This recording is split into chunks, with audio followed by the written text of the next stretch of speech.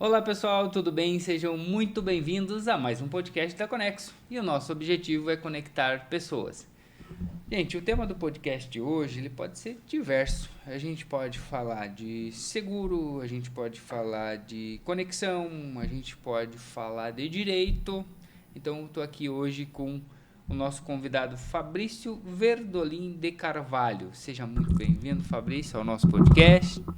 Muito obrigado pelo convite, parabenizo aí pela iniciativa de ter um podcast aqui em Curitiba, tão movimentado pelo que eu andei vendo, pesquisando e muito grato pela oportunidade de estar aqui para trocar uma ideia contigo. Que legal, Fabrício. A gente estava conversando, né, durante a semana, sobre a questão do podcast. Eles falaram, preciso entender um pouquinho mais. A gente conversou por ligação, né?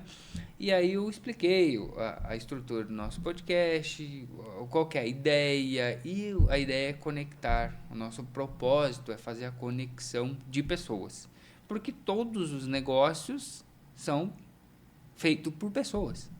Então hoje a gente fala de inteligência artificial, a gente fala de tudo isso, a gente fala de atendimento automatizado, de robô em linha de produção, mas teve um ser humano que desenvolveu aquilo.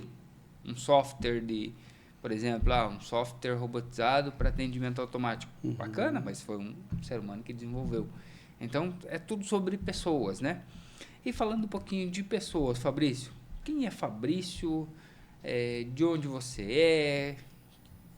Quem é Fabrício Verdolim de Carvalho?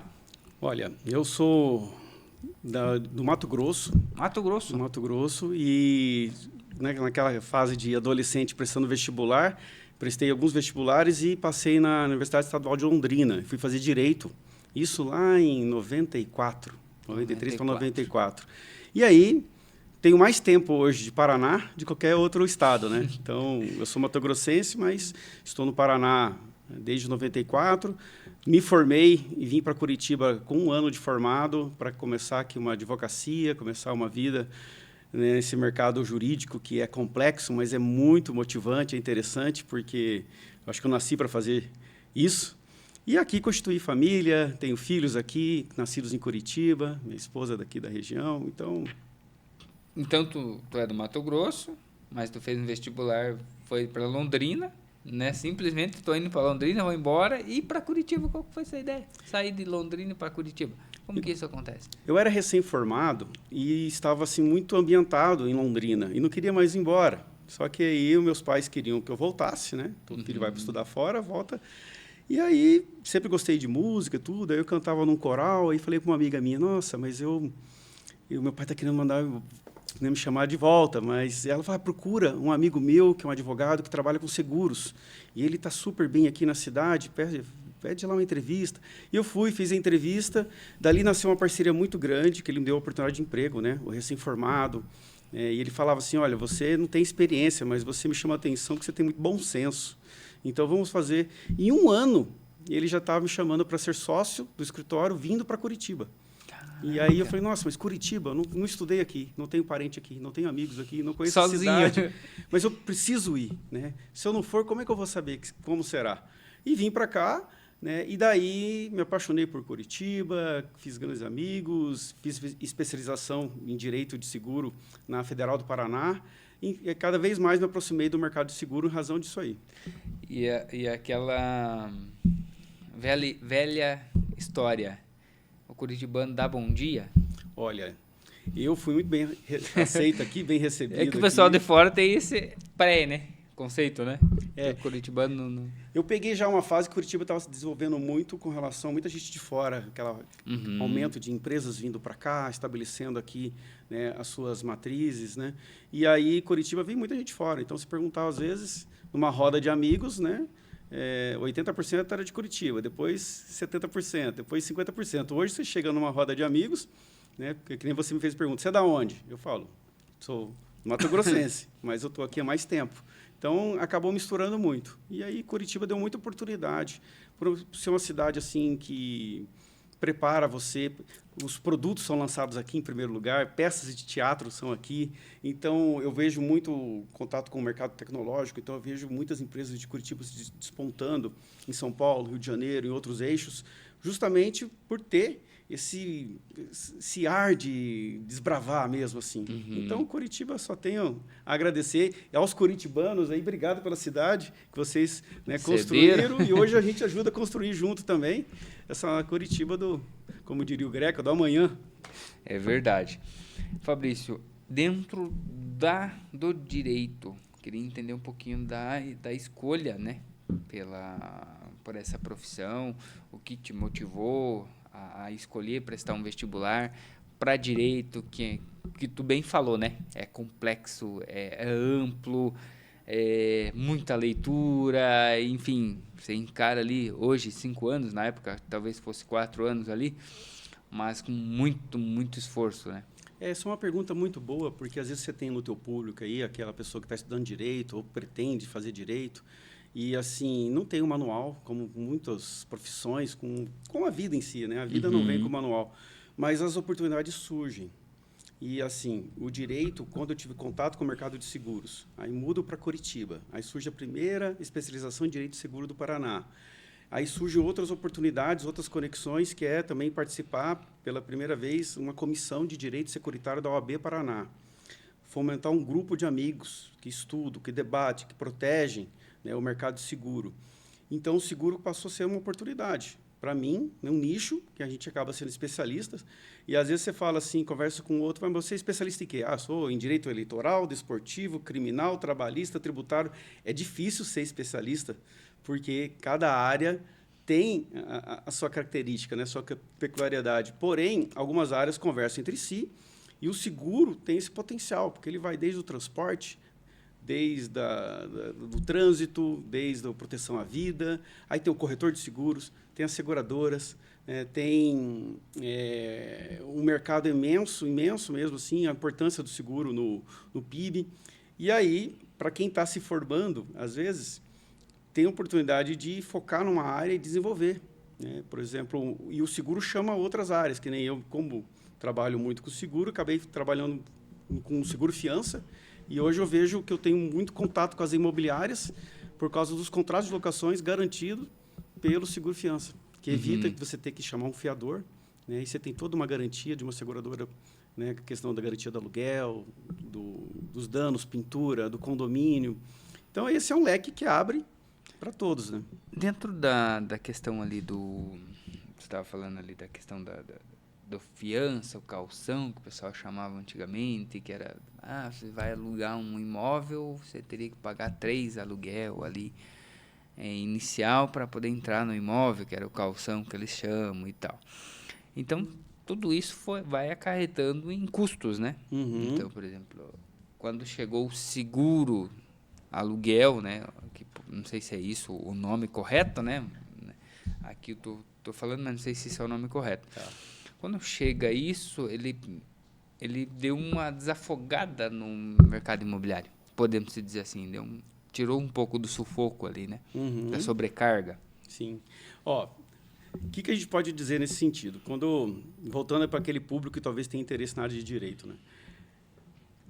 A legislação, ela muda conforme o tempo. Então, quando veio a lei do inquilinato, ela é a lei 8245 de 91, lá no artigo 37, ela instituiu os incisos que permitem quais são as garantias previstas que podem ser aplicadas no contrato de locação. Então, tinha o fiador, os 3 meses de calção, e está lá, seguro fiança. A partir daí, se desenvolveu um produto que ele vem com assistência residencial, com seguro residencial, vem com coberturas, né, vem com reembolso de custas processuais, com assessoria jurídica. E aí cresceu muito o mercado, no sentido de você não ter que incomodar alguém para ser seu fiador. E o seguro, ele funciona assim, quem é o segurado é o dono do imóvel, é o locador, não é o inquilino, em que pese o inquilino que pague o prêmio do seguro.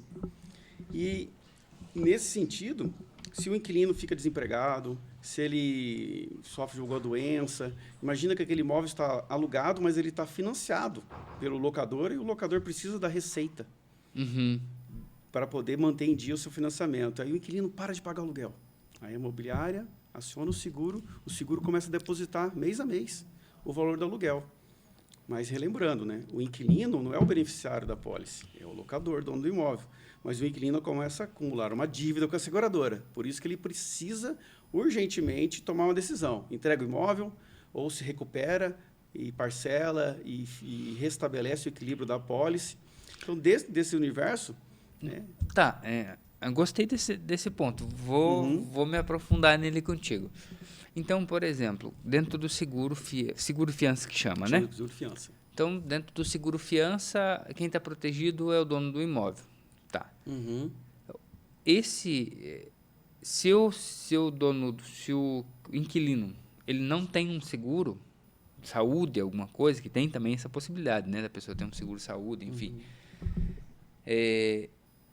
ele acaba puxando essa dívida, né, adquirindo essa dívida de quando ele está no imóvel. Estou 3 meses lá sem pagar porque eu estava doente. Ele vai ter que negociar com a seguradora para ter que pagar isso. A seguradora é uma garantidora. Então, ela garante o aluguel, mas o inquilino passa a dever para ela, né? E o locador vai se beneficiando. Só que as coisas precisam ser resolvidas porque a apólice, ela esgota. Né? Às vezes, contratou lá 12 meses de aluguel. Aí demorou para avisar a seguradora. Aí entrou com uma ação, demorou para ter a citação.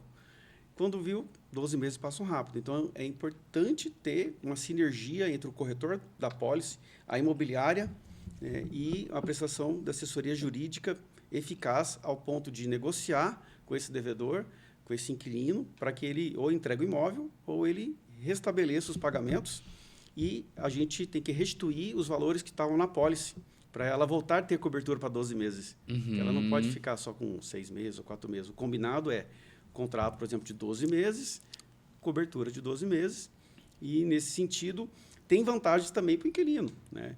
O inquilino ele pode ter uma assistência, por exemplo, estou precisando limpar uma calha, limpar uma caixa d'água.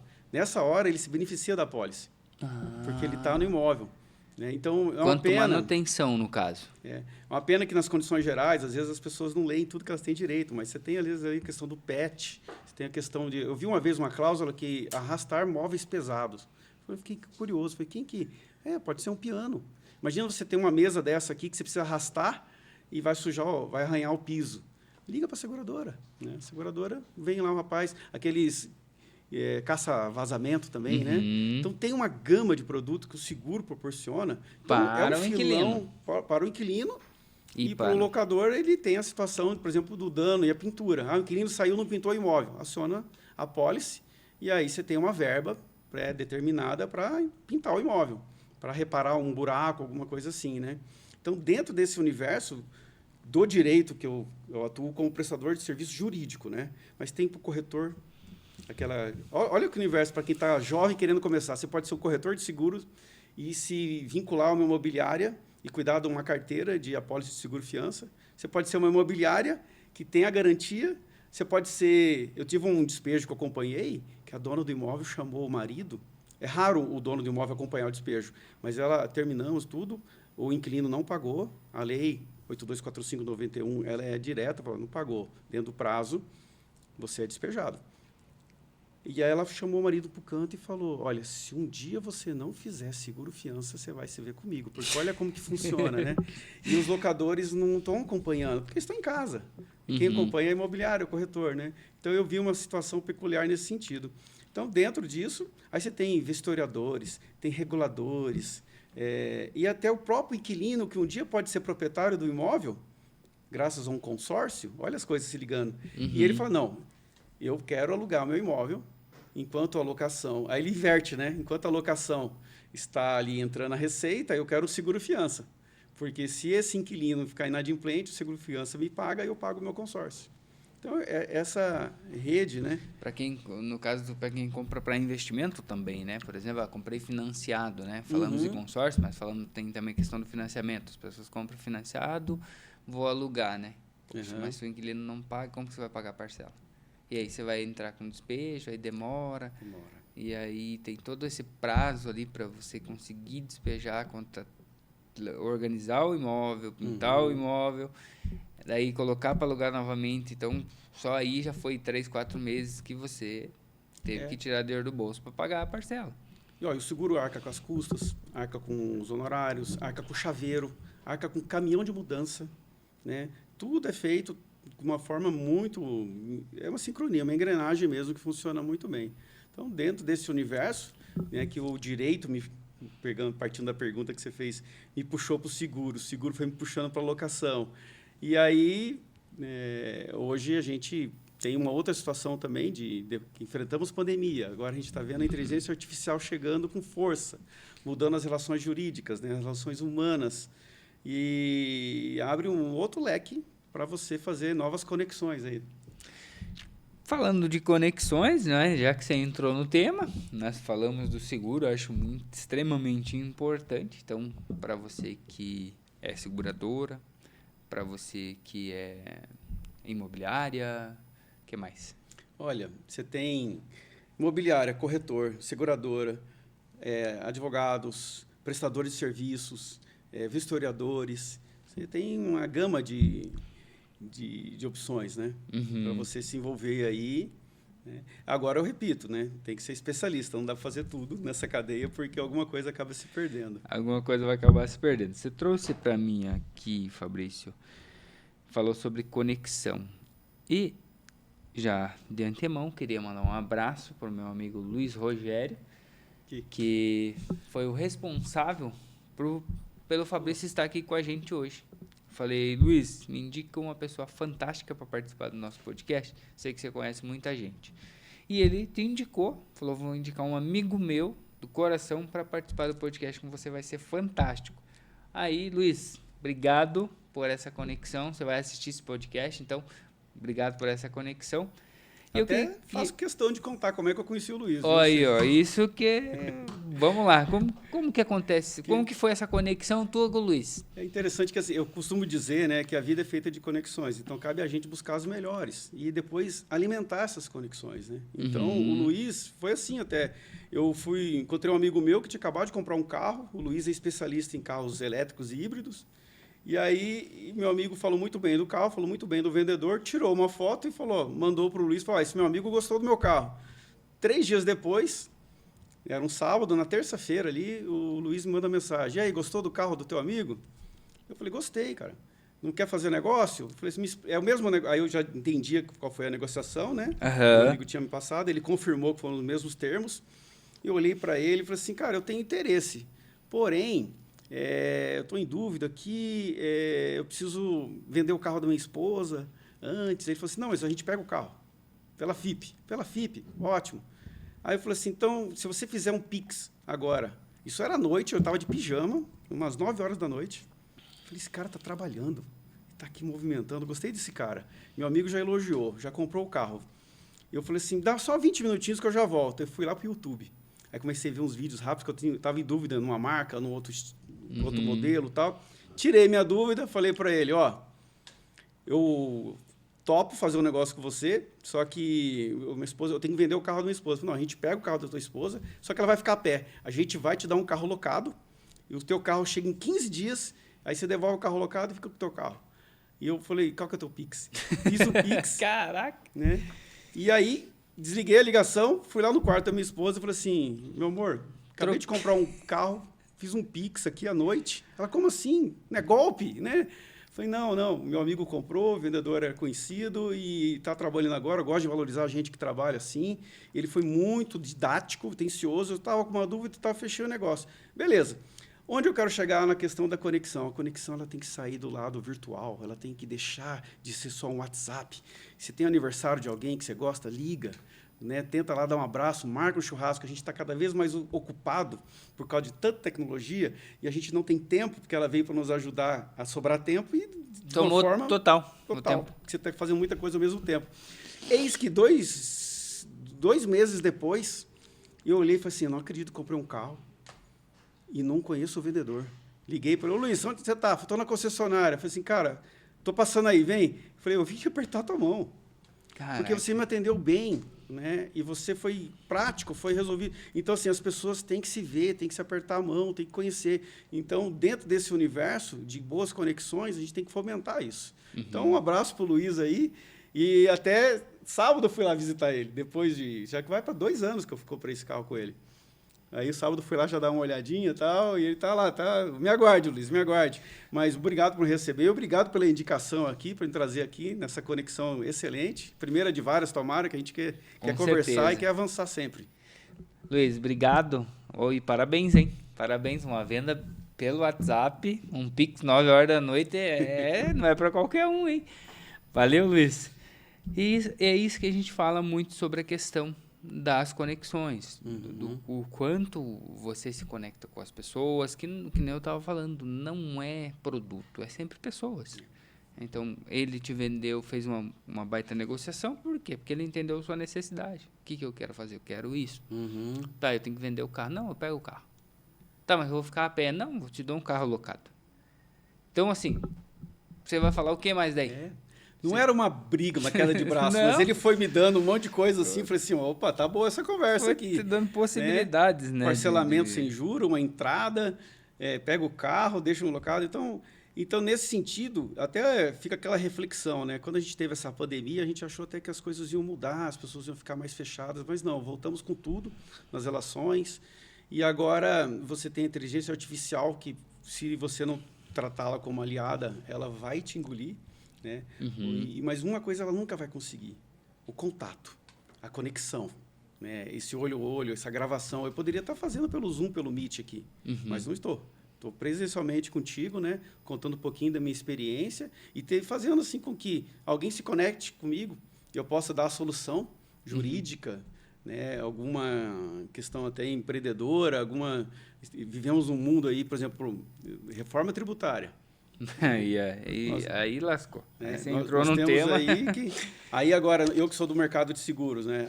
Agora em dezembro tem a nova lei de seguro, a 15.040 de 2024, que é uma lei que ficou 24 anos tramitando, engavetando, aí veio e mudou um pouco algumas situações e outras de forma, né, mexeu bastante no mercado, porque criou um microsistema específico para seguro. Então, o que a gente falou agora daquela cadeia, né, de imobiliárias e corretores e prestadores de serviço, imagina agora para o universo do seguro com uma lei nova que envolve outros ramos, outras relações jurídicas. Inclusive, fica aqui até um meu abraço ao Dr. Luiz Felipe Pelon, que é o CEO do nosso escritório. Amanhã ele está presidindo o lançamento de uma associação brasileira, né, de reguladores, liquidantes e ABRELPS, né, reguladores e prestadores e peritos de sinistro, de seguro, isso, ABRELPS. Então, ABRELPS, Associação Brasileira de Peritos, Liquidantes e Reguladores de Sinistro, que é já decorrendo da nova lei, porque você precisa estar preparado para os impactos que a lei trouxe para o mercado, e nesse sentido, né, preparar para poder ter preparo técnico de ensinamento, de análise, e a lei mexeu, por exemplo, a seguradora hoje tem 30 dias para negar um sinistro. Só que para ela negar um sinistro, ela precisa de muitos subsídios para analisar. E se ela não negar, ela não vai poder negar depois. Ela acaba sendo... Então, tem muita fraude, então tem uma velocidade que precisa ser acompanhada, né? E isso causa consequências para o mercado. Você estava falando um pouquinho sobre a tecnologia, o quanto isso impacta. E na área do direito, quais os efeitos bons e ruins, digamos assim, indicações e contraindicações? A IA já veio, por exemplo, nos tribunais, nos escritórios, nas empresas. Então, o primeiro impacto que eu acho que vai acabar demitindo algumas pessoas, vai diminuir o quadro, né? Então, isso é um impacto porque ela faz o serviço, entre aspas, né, de várias pessoas, reduz ali também. Porém, você precisa do ser humano para poder dar o prompt correto, para poder organizar isso, para poder validar, né? Mas ela veio para mexer realmente com os contratos vão sofrer, talvez, alterações nos preços, nos valores praticados, né? Então, é geral. Tem aqueles que usam com má qualidade, acabam dando uma consequência ou outra ali, mas o que ela não vai vencer é isso que a gente bateu o papo agora, é a conexão presencial, saber quanto vale uma informação, né? Desde a compra de um carro, desde como funciona um seguro, ou quem confiar para você contratar o teu seguro, qual seguradora confiar, qual escritório de advocacia, né, que você vai querer para cuidar da tua causa. Enfim, isso aí não vai ser, é onde os bons vão se destacar, né? A gente tem quando chegou essa questão ali da IA, Uhum. eu fiz um link assim com a Revolução Industrial. A Revolução Industrial demitiu muita gente, deixou muita gente sem emprego e tal, mas ela facilitou muito o processo. Então, hoje, se você consegue andar de carro, porque tem a Revolução Industrial que produziu em massa, em grandes quantidades, senão não tinha carro para todo mundo. A tecnologia aplicada hoje ao campo, se você é do Mato Grosso, né? Então, a gente... Lucas do Rio Verde, né? Que é do Mato Grosso, que é o maior produtor de soja hoje do Brasil. Sim. É estado, né? É cidade, né? Cidade. Eu sou de Rondonópolis e Lucas está para cima. Aí tem Primavera do Leste, Lucas, Sorriso, mas é a região de potencial produção. Hoje, se a gente não tivesse esses produtores, a gente não tinha alimento. Uhum. Porque você vai depender do pequeno produtor, você não tem alimentação para 200 e poucos milhões de pessoas, mais o mundo que a gente exporta, né? Sim. Você Então, tocou num ponto se interessante. não é a Revolução Industrial de lá do passado que que começou essa estrutura de produção dessas máquinas, hoje, se você quer ver algo grandioso, que nem eu falei, de Lucas do Rio Verde ali, parte do agronegócio, mas pode pegar o Mato Grosso, pode pegar o Paraná, inclusive, que é um absurdo. 80, 100 colheitadeira ou plantadeira ao mesmo tempo. Então, você falou num ponto muito bom, porque envolve aí o seguro rural, seguro agrícola, que é o único seguro que você vê mencionado na Constituição Federal de 88, e ele tem uma peculiaridade que é a subvenção por parte do governo. Então, ele é tão importante para a operação que o próprio governo ajuda com o pagamento, né? Para você justamente evitar uma catástrofe, uma situação climática. Seca, extrema ali, chuva extrema também, uma situação climática, né? E quando meu olho brilha quando eu falo de seguro, é justamente assim, quanto mais gente contratar seguro fiança, por mais que às vezes fala, mas custa 10% da alocação, mas quanto mais gente, mais é feito um colchão ali, uma proteção, um mútuo, que reduz e todo mundo fica mais protegido. Quanto mais gente conhecer, por exemplo, seguro rural, seguro agrícola, né, e numa situação como foi o Rio Grande do Sul, como tivemos aqui no Paraná, está vindo uma frente fria enorme agora essa semana aí, que a gente está vendo umas notícias, né, que vai dar geada, vai dar quebra de safra, etc. e tal. O seguro rural hoje ele já tem uma situação paramétrica que por satélite você consegue ver se realmente se ele fez a rotatividade, se ele usou o manejo correto, etc. e tal, e precifica, aplica. Mas a gente precisa fomentar, né?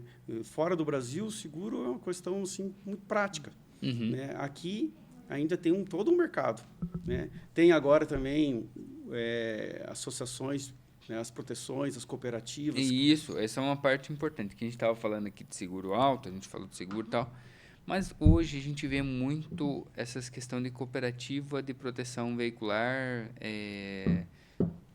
empresas que são de proteção veicular também e tal. O que isso impacta? Qual a segurança, por exemplo, de uma pessoa contratar, em vez de contratar um seguro, contratar uma cooperativa? Certo. Essas cooperativas elas surgiram durante uma ideia, uma demanda, porque às vezes não tinha acesso a um determinado seguro para aquela categoria de caminhões ou veículos, né? Com mais de 20 anos, etc. e tal. E elas foram crescendo, surgindo, pegando uma faixa de um mercado que não era atingido pelas seguradoras, mas depois elas começaram a atingir. E aí houve a aprovação de uma lei que permite agora que, uma forma de cooperativa, se elas se credenciarem à SUSEP, que é a Superintendência de Seguros Privados, que é vinculada ao Ministério da Fazenda, elas demonstrarem que elas estão regular, porque o grande problema no passado é que umas fechavam, sumiam. As seguradoras não. O escritório, né? Tem o escritório, muda de CNPJ, tudo, pronto, dentro acabou. desse sistema de cooperativo, vismo, né? E as seguradoras não, elas têm toda uma fiscalização, então você sabe que a seguradora vai estar ali, né? Ela vai ter um atendimento. Só que agora, né, se elas se credenciarem a SUSEP e passarem por todos os itens necessários para uma operação, elas vão poder operar. E aí fica a critério do consumidor, né? O que eu chamo a atenção também são as cooperativas de crédito, né, que elas também vão poder comercializar seguros. Aí você tem aí o agro novamente ajudando a fomentar segmentos da nossa economia. Né? Então, áreas hoje interessantíssimas para a gente estar sempre em contato. Né? Essa parte ali desse ponto que você tocou ali sobre as cooperativas de crédito, até eu contratei uma vez um seguro de vida por dentro de uma cooperativa, que a cooperativa vendia um produto da seguradora, vendia um seguro de uma seguradora X, por exemplo. Uma parceria, né? Uma parceria. Então, hoje eles vão poder comercializar os próprios seguros. Isso, a Lei Complementar 213, ela vai permitir isso. E isso vai facilitando para o consumidor, porque vai ter mais competitividade, automaticamente vai ficar mais acessível. A tendência é essa, né? Quanto mais concorrência, mais competitivo fica. E, Fabrício, você atende... Quais são os seus clientes hoje? Você já explicou um pouquinho, que são ali a questão do seguro, você é especialista nisso. Mas como que hoje uma empresa, por exemplo, uma cooperativa de crédito consegue te acessar, conversar com você? Eu quero regularizar minha cooperativa de crédito. É um trabalho que você faz hoje? Perfeito. É possível dar essa assessoria, sim. Até antes de fazer uma introdução, quando eu vim para Curitiba e me especializei em seguros, eu estava nichado em alguns segmentos, né, da parte de seguros. Porém, há 3 anos, eu me associei a um outro escritório. Esse escritório se chama Pelon Associados, e esse escritório conta com 5 capitais. Nós somos 260 pessoas. E aqui em Curitiba, uma das capitais, tem São Paulo, Rio de Janeiro, Espírito Santo e a capital federal, Brasília. E esse escritório, até me lembro, o meu pai brincava, quando eu tinha 15 anos, ele falava assim, filho, um dia você precisa estar num grupo de amigos chamado, tipo, Instituto Butantan. Eu falei, Butantan, pai? Eu falei, por quê? Eu falei, não, só cobra criada. Cada um bom numa área, numa área, né? Especialista em algo, né? E ele falava uma coisa assim com muita sinceridade, você não precisa ser o melhor, mas você precisa estar entre os melhores, né? Então isso é sempre, eu jovem, com 15 anos ouvindo isso, né? Instituto Butantan, cobra criada, está entre os melhores. Então isso sempre me deu uma mola propulsora para procurar sempre boas oportunidades, estar perto de boas pessoas e bons profissionais. E esse escritório hoje, como eu estava falando, especialistas, né? A gente tem vários especialistas em cada área. Então, a gente tem portos, aeronáutico, na parte de concessões, né? A gente atende aqui o aeroporto de São José dos Pinhais, né? Aí, seguro rural, imobiliário, tributário, direito médico, aí tem a parte de cobrança, tem a parte bancária. Então, dentro desses nossos sócios especialistas, né? Eu entro aí com a parte do direito de seguros também, direito imobiliário, a parte de cobrança, de análise de crédito. A gente tem uma parte interessante também, que é a investigação patrimonial, que a gente tem que localizar os devedores e ver se eles estão blindando, se eles estão fazendo algum desvio ali de finalidade da empresa, desvio de patrimônio, alguma ocultação, alguma blindagem, para que a gente possa recuperar o crédito dos nossos clientes. Dentro disso, vem a outra pergunta, né? Uma cooperativa de crédito, se ela precisa, se um banco precisa, se alguma empresa aqui de Curitiba necessita localizar o crédito que talvez não tenha conseguido, né? A gente tem todo esse braço aqui, né? E também focado muito na solução de conflito, no foco ali da negociação extrajudicial, de conversar com a outra parte, né? De explicar que a conciliação é o melhor caminho. Nisso também tem um projeto, até eu queria enaltecer o trabalho da nossa corregedoria aqui, do Tribunal de Justiça do Paraná, que eles têm um projeto de solução de conflito, de levar as mediações para os cartórios, os cartórios extrajudiciais. A gente já fez algumas experiências, deu muito certo. A doutora Ana Lúcia Lourenço, conversei com ela recentemente ali no tribunal e faço aqui novamente, enalteço esse trabalho, que é a preocupação de você não levar tanta demanda para o Poder Judiciário. Então, para isso, você precisa ter o foco, precisa ter curso de mediação, de conciliação e ter esse foco mesmo na solução de conflito, né? Porque senão nós temos hoje 100 milhões de processos em juízo. É muito, né? Demandas que não precisavam existir, outras são repetitivas, outras são predatórias. E aí aquela pessoa que precisa ter acesso à justiça, às vezes a audiência fica para vários meses, porque um caso que não precisava estar ali está impactando. Falam de aí se multiplica por 100 milhões. Né? Então, tem todo esse impacto. Então, dentro desse contexto, também com a fusão desse escritório conosco, né, do Pelon, aqui é Pelon e Verdolim, o escritório em geral é Pelon, eles querem estar aqui no Sul para justamente ter contato com outras áreas. A gente atende hospitais, né? A gente atende empresas, nós temos especialistas, por exemplo, no Brasil-China. Então, recentemente, a gente atendeu um cliente da China que ganhou uma concessão de energia elétrica que vai do Triângulo Mineiro até o norte do Mato Grosso.